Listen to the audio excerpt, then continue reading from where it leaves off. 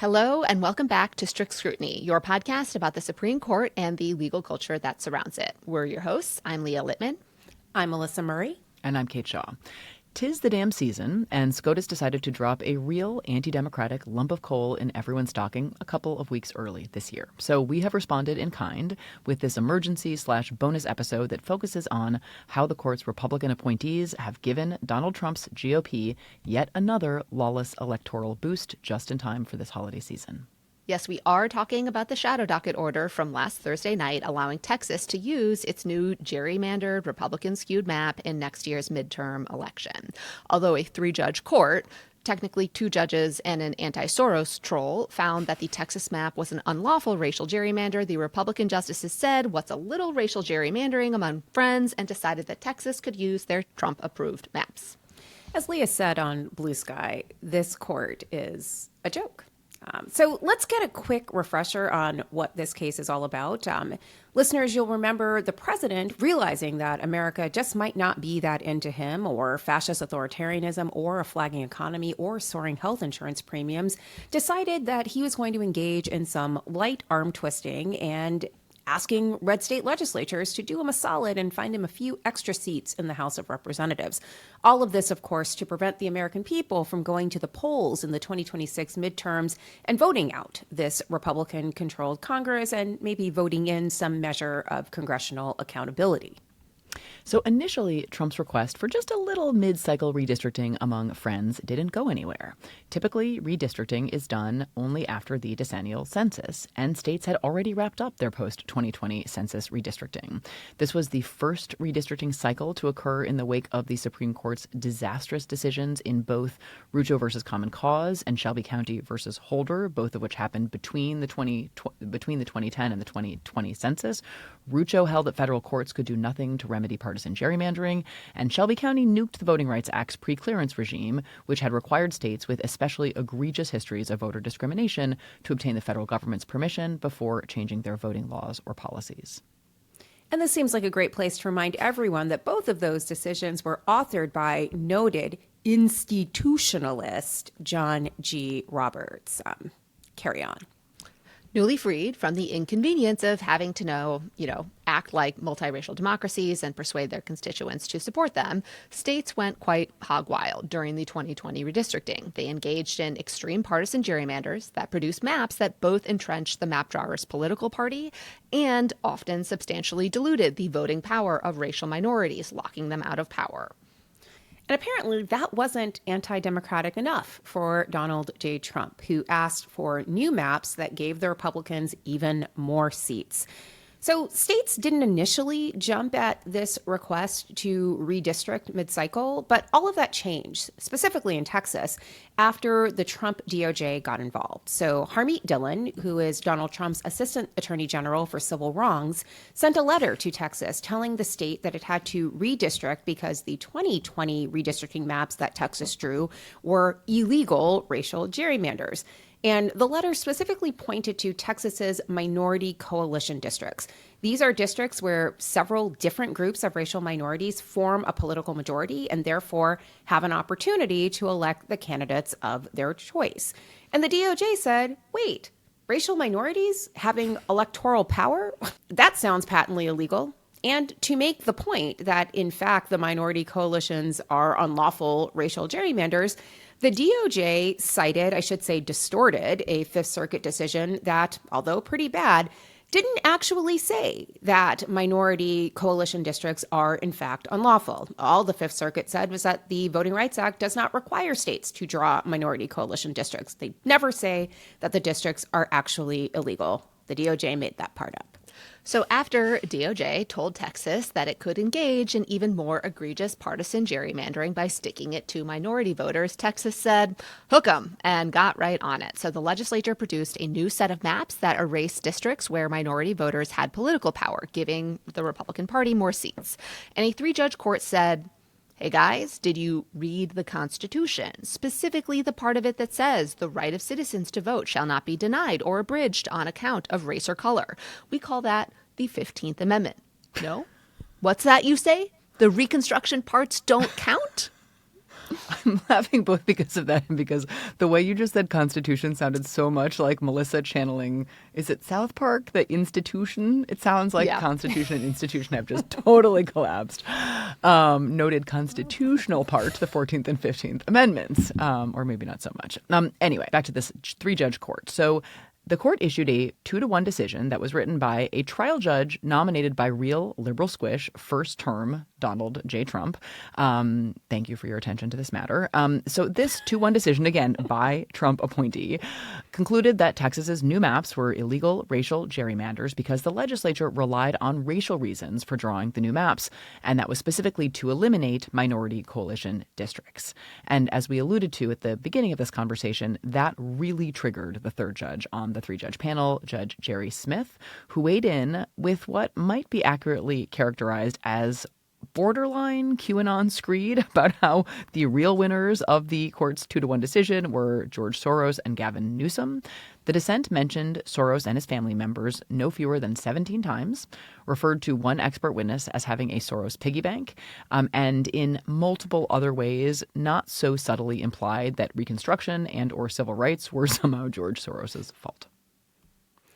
And Texas immediately ran to the Supreme Court to request a stay of the 2-1 decision of the 3-judge panel. Basically, they said, please allow us to use these extra partisan gerrymandered and racially gerrymandered maps in the upcoming midterm election, which, to be clear to everyone listening, is about 11 months from now. And while someone very smart said once, the way to stop discrimination on the basis of race is usually to stop discriminating on the basis of race, it turns out that you are actually allowed to discriminate on the basis of race if it helps the Republicans in the midterm elections and allows the GOP to maintain their hold in Congress and various state legislatures. I had forgotten about that caveat.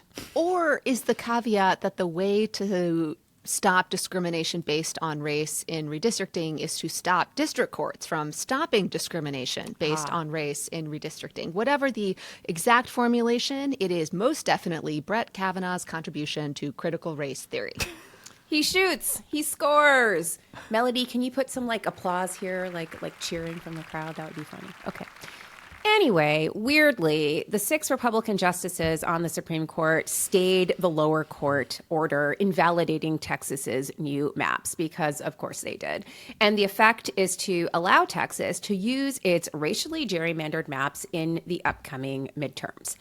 For me, the most egregious aspect of all of this is that it is such a colossal, gigantic, titanic fuck you to voters. It's so obvious what the court is doing, and everyone can see them greasing the wheels for this president and his party.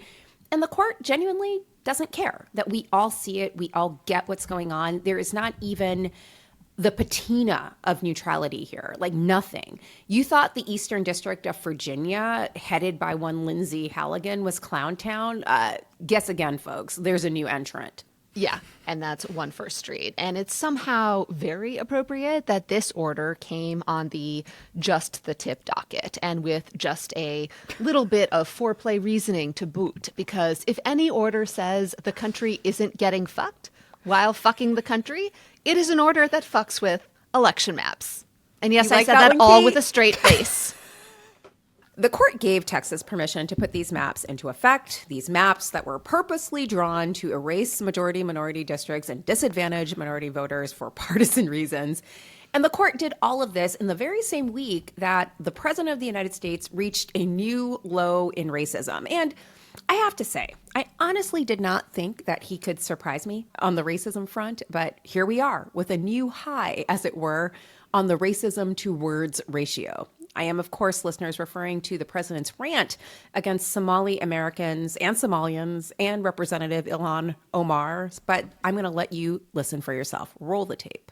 I don't want them in our country. Their country's no good for a reason. Their country stinks, and we don't want them in our country. These aren't people that work. These aren't people that say, let's go, come on, let's make this place great. These are people that do nothing but complain. When they come from hell, and they complain and do nothing but bitch, we don't want them in our country. Let them go back to where they came from and fix it. Can I just briefly quote Nico Bowie, who we've had on the show before, is a law professor at Harvard, who I thought had a great observation on Blue Sky. He said, quote, "This man may be the most racist president this country has ever had, and 12 presidents owned slaves." It is difficult to convey just how hackish and baseless the Supreme Court's order is. We could spend 5 hours and not exhaust all of the reasons, so we will give you a sampling. Just the tip, as it were.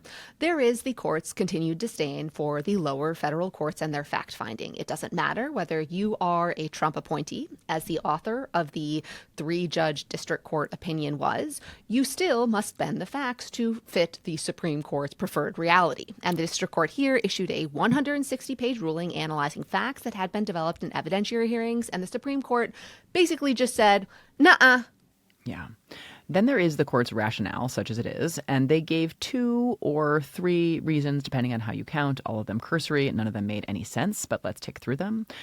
First, the court said that the 3-judge panel, quote, failed to honor the presumption of legislative good faith. Basically, the district court was too quick to recognize DOJ and Texas's admissions that they were engaged in racial gerrymandering as admissions that they were, in fact, engaged in racial gerrymandering.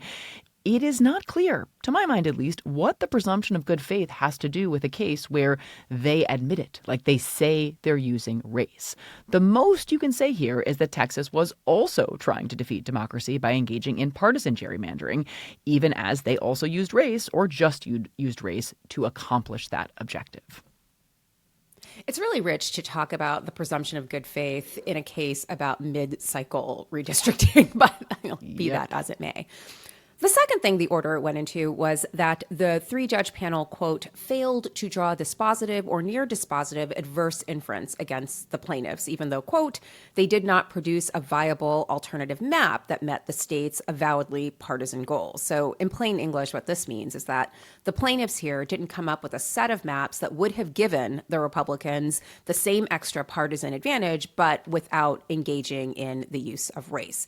And as we said before, this requirement that plaintiffs identify an alternative set of maps that would produce the same partisan outcome in a world of racially polarized voting effectively legalizes racial gerrymandering so long as minority voters choose not to vote Republican, which, again, as we've noted, often is the case. And this kind of reasoning honestly reads like a Clarence Thomas fever dream, where not only is affirmative action bad for minorities, so are minority coalition districts and voting for Democrats. So you definitely shouldn't do it, people of color. Finally, the court made some noise about how courts shouldn't alter election rules, quote, on the eve of an election, end quote, basically invoking the ideas behind the Purcell principle, although they couldn't quite bring themselves to actually cite Purcell and invoke it by name, maybe because the idea that it's even relevant here is just ludicrous. So that was the reasoning, such as it was. Then there are the implications. And the reality is the court has basically given state legislatures a how-to manual on how to get away with using racist redistricting schemes. Just pass them close to an election such that the Supreme Court will say it's too close to the election for federal courts to intervene. As Justice Kagan wrote in her dissent for the 3 Democratic appointees, quote, it was the Texas legislature that decided to change its maps 6 months before a March primary. The plaintiffs could not have moved any faster. This, quote, gives every state the opportunity to hold an unlawful election. That cannot be the law, except, of course, that today it is, end quote. Her dissent is full of rips.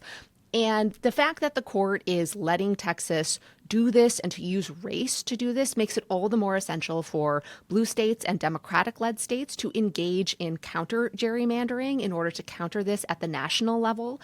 As we were recording, Indiana approved a 9-0 gerrymandered map, ensuring that all of the seats would be locked in as Republican seats, ousting 2 Democratic members of the House of Representatives. All right, so which one of these beats should we drill down on? I'll start. Let's say a little bit more about the lower federal courts. So listeners, as you know, the Supreme Court ordinarily is not a trial court. It's a court of appellate jurisdiction for the most part. And appellate courts, like the Supreme Court, are supposed to defer to a trial court's fact-finding. That is, the idea is that the trial court is on the ground. It is considering witness testimony. It is reviewing exhibits and everything else. And guess what? What is the full point of having trials, reviewing evidence, having standards of review? if you, as an appellate court, Supreme Court, is just going to second guess what trial courts do. This comes up all of the time when the court takes up voting rights cases. The Republican justices often do not like what the district courts see on the ground, so they either ignore it or they come up with some new magical thinking that accords with their preferred understanding of the world. And again, none of this is a coincidence when you consider that the only members of the court who have actually served on a district court are Justices Sotomayor and Jackson, and they are usually the ones trying to get the court to understand what district courts do and to defer and respect the work of district courts. But this court is on one, and its lack of deference for district court judges is just more evidence that none of this is on the up and up. Yeah, basically, standards of review are for suckers. Got to credit Melissa Stewart on Blue Sky for this line, although this next one's mine. Facts are for fucking losers. So Justice Kagan's dissent, which I've already referred to, called out the court's, quote, eagerness to play act a district court, end quote, and redecide the facts. Very much disaster piece theater, right? They wouldn't let Project 2025 have all the fun. But at least for me, like, part of what was so appalling here is that they are play acting a district court and redeciding the facts without even deigning to engage with the actual facts. Like, they say nothing about the actual evidence in the case. They just announce the district court was wrong, right? It's disaster piece theater, but also as legal improv. It's Second City, but not remotely fucking funny. Yeah. That's an insult to Second City, which is actually genius. It is. She said not funny. But not yes, funny. Distinct in one critically important way from Second City. Still, just even saying Second City in close proximity to these clowns. Yeah. They used to. I don't know if they still do. didn't They say used love to let it, right? That's. They used to let audience members get up like at the end of Second City shows and like do a little improv, and sometimes things got pretty bad. So like it could have been like potentially analogous. This to is that basically kind of Second audience City. members. It is This trying. is Brett yeah. Kavanaugh tried to do improv. On stage. Yeah. Oh, it's not God. working at all. And I mean, but to your substantive point, like they couldn't engage with the facts because the lower courts actually had in front of them testimony, time, like expert reports. Like the Supreme Court just like glanced through it and said like, nah, that is basically what we are looking at. And the disrespect that is kind of on display for lower courts, this particular 3-judge court, but lower courts in general, like would not be less galling if the district judge who authored this opinion had been an Obama or Biden appointee. But I do think that at least the justices might be able to tell themselves some kind of story about partisan or ideological antipathy for the overreach by these Republican elected officials. But this district court judge, Jeffrey Brown, is an ideological fellow traveler with this court majority. He clerked for Greg Abbott on the Texas Supreme Court. He himself was a Texas state court judge for years. Rick Perry, remember him? Put him on the Texas Supreme Court. He invalidated the Biden administration's large employer COVID vaccine mandate. Like the only difference. Probably voted for Zoran. I know. Yeah, exactly.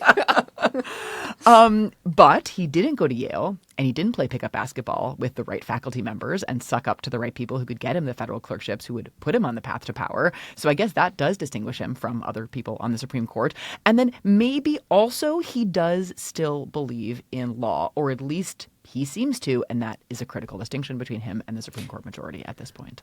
Other problem is he believes in facts, like those trial courts just way too susceptible to the whole evidence thing. Yeah. Or perhaps the problem is just the facts themselves, which obviously are biased in favor of liberals and George Soros. Whatever the issue is, we just want you, district courts out there, to know that we see you. Please keep issuing these opinions where you wrestle with the facts and actually put them down on paper. We understand that it is probably beyond demoralizing to have your work overruled with just a nanny, boo, boo, whatever. We don't care. But those opinions that you are banging out, those careful, lengthy, painstakingly detailed opinions, all of that is so necessary to make clear just how off the rails and lawless this court is being. Strict Scrutiny is brought to you by Jones Road Beauty. As anyone who has ever met me knows, I am not really a makeup person. I do not care for that heavy caked on look, and I'm also just straight up lazy when it comes to makeup. After I swim, I just want to slap on some moisturizer and go. I never actually want to take the time to get ready for events and whatnot. But now I am obsessed with the Jones Road Beauty Miracle Balm. Like literally right here, you can see my fingerprints in it. Basically, I can rub this on and it kind of does everything, like both moisturize and smooth over. Like a kind of foundation, and it gives me an effortless glow up that looks natural and smooth and refreshed, and it's just super easy. As I said, all I want to have to do is just slap something on and look better, and that's what Jones Road Beauty Miracle Balm does. So starting November 6th, Jones Road launched their most giftable and exclusive holiday collection yet. All 5 limited edition kits in the collection are trios that include new holiday shades, products, and packaging. And the collection is full of effortless yet party-ready essentials that you can wear for any occasion. They make the perfect gift for beauty lovers, for someone just starting out with makeup, or even as a little treat for yourself. The best part of Jones Road Beauty, all of their products are actually good for your skin. Their products look and feel natural, like you're not wearing makeup at all. Their best seller is the Miracle Balm, the ultimate makeup skincare hybrid product that gives a natural glow. It's a true multitasker. It can be used as a tint, a blush, bronzer, highlight, or on the lips. Seriously, it will replace almost all the products in your makeup bag, and it's the perfect go-to when you're rushing from work to a holiday dinner or need to look pulled together for a party in minutes. This holiday season, simplify your routine with makeup that's clean, strategic, and multifunctional. And don't miss out on their limited edition holiday sets. They won't be here for long, and once they're gone, they're gone.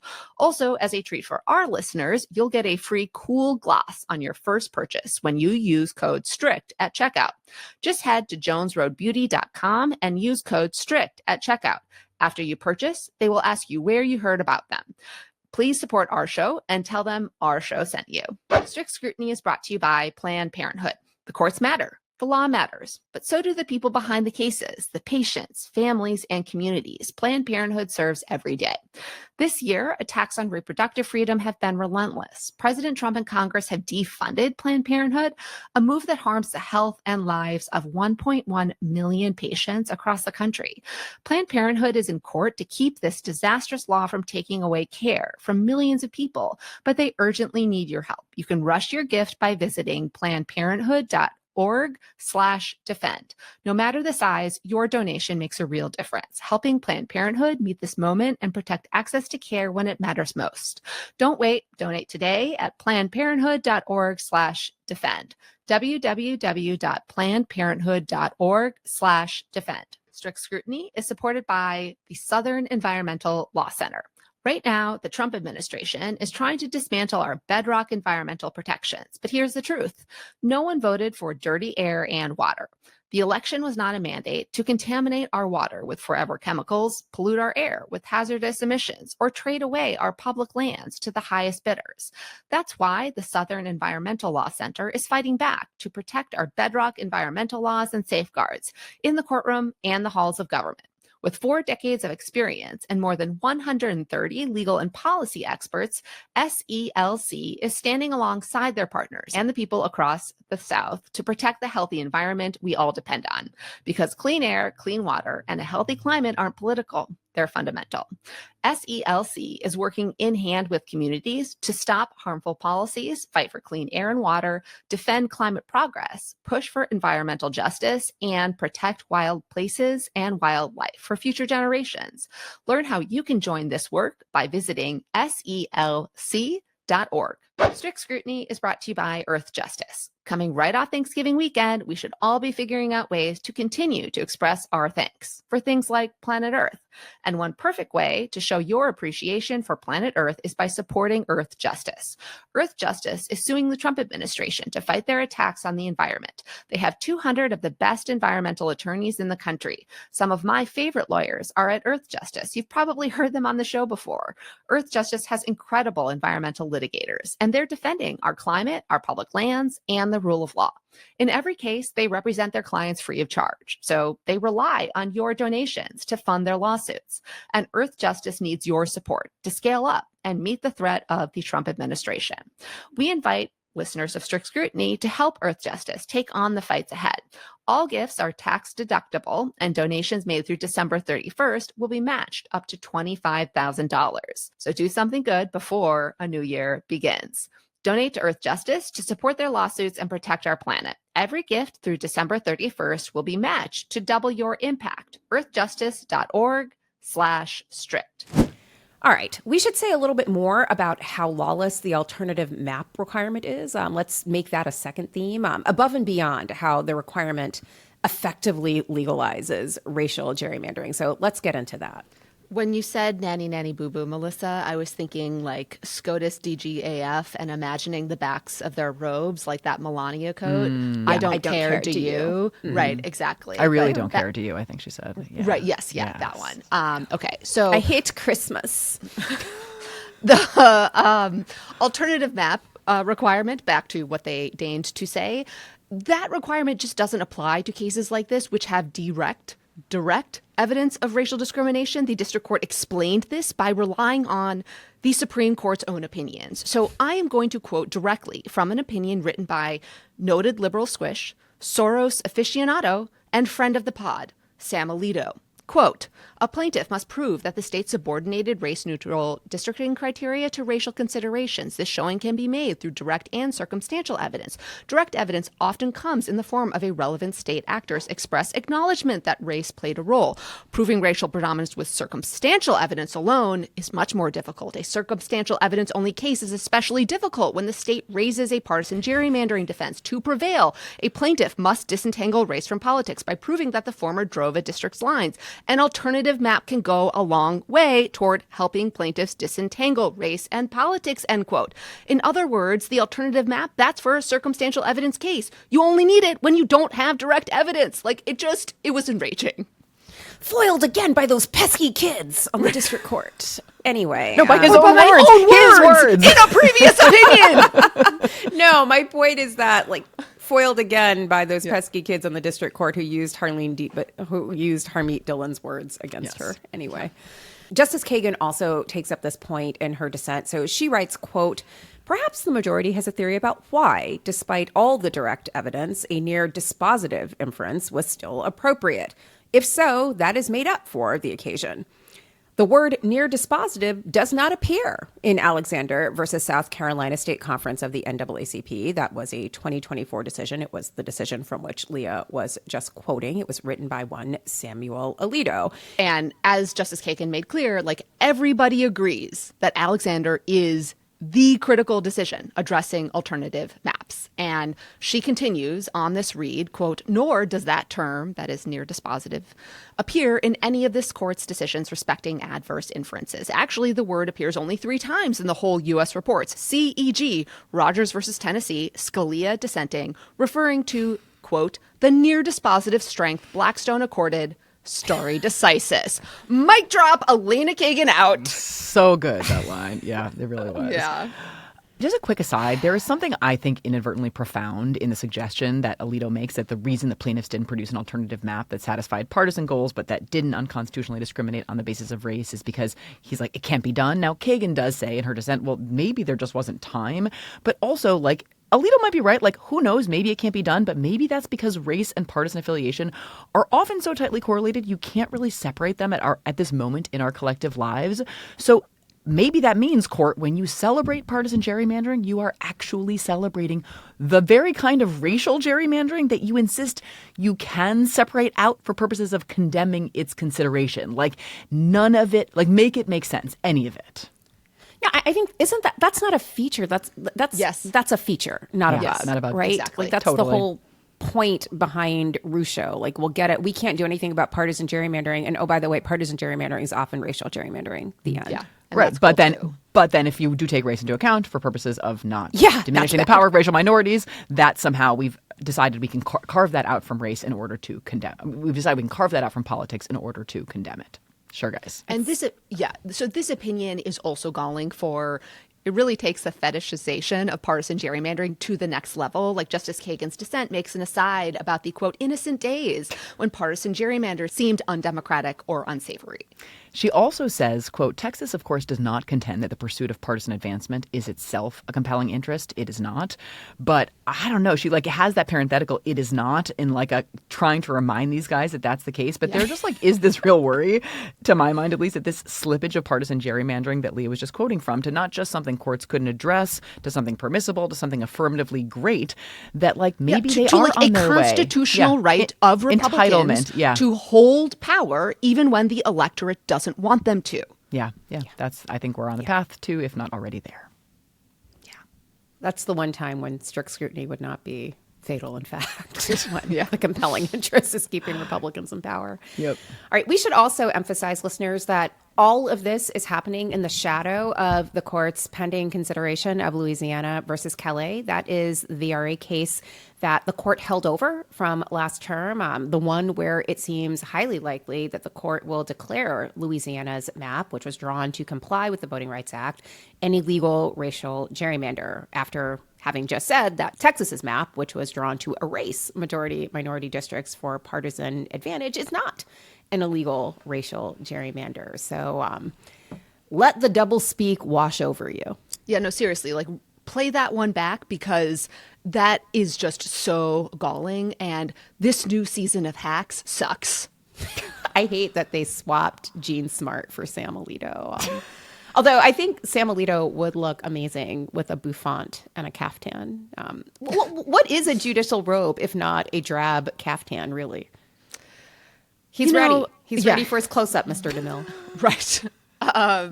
So on this decision, I wanted to quote Adam Serwer, whose work we often invoke on the podcast. Adam wrote on Blue Sky, quote, "The Constitution is colorblind unless you want to discriminate against non-whites. Then it's fine. Not just fine, it's offensive for you to object to racist maps designed to disenfranchise non-whites. How dare you?" End quote. And that's basically what the majority says when they fault the lower court for not indulging in this presumption of good faith. So Justice Alito did issue a statement that accompanied this order, and it said, quote, saying that he, quote, would not delay the court's order by writing a detailed response to each of the dissent's arguments. This had such, I think, big Jerry Smith energy. Like, if I had more time, I would have really dug in. But all I had time for was to, castigate George Soros and Gavin Newsom. In any event, Justice Alito, we are confident that you had some really devastating things to say in response to Justice Kagan's unanswerable and blistering dissent. But we know that you are very, very busy and you don't have time to put pen to paper. So we understand, sir.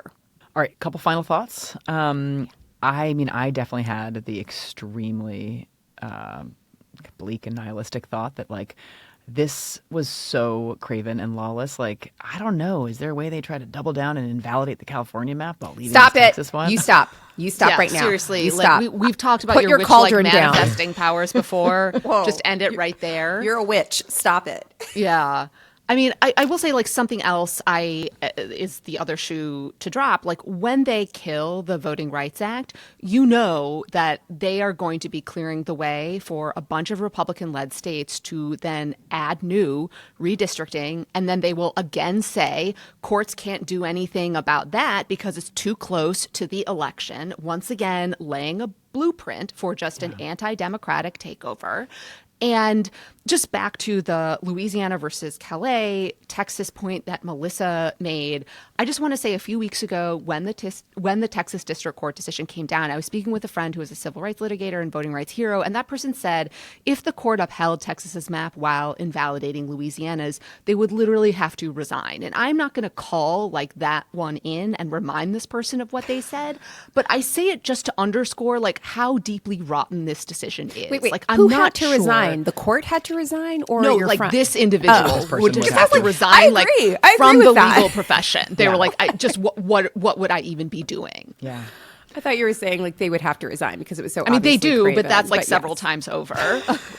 Great. No. Okay. So that is all we have time for on this emergency episode. There is, as Leah's exchange with her friend, I think, makes clear, there's just no sugarcoating how awful this ruling is, how disheartening it is.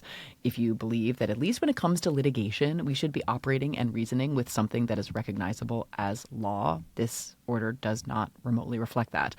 But litigators and judges and law clerks did really great work on this case. There will be a time when law again matters. So, so civil rights lawyers are nobody has the luxury to just check out of the fight. We are all going to fight another day because there is no alternative. So with that, enjoy the weekend, everybody.